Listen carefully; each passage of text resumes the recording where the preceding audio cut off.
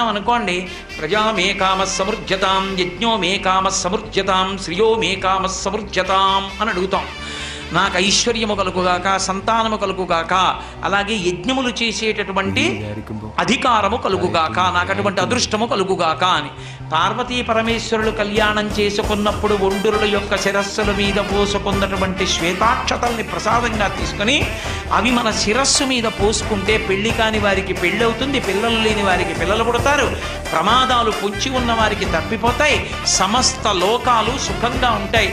ఒక్కసారి పార్వతీ పరమేశ్వర కళ్యాణం చేస్తే ఆ మంత్రముల యొక్క ప్రకంపనలు వాతావరణంలోకి ప్రవేశించినటువంటి కారణం చేత ఆ ప్రాంతమంతా కూడా సుభిక్షంగా శోభిల్లుతుంది.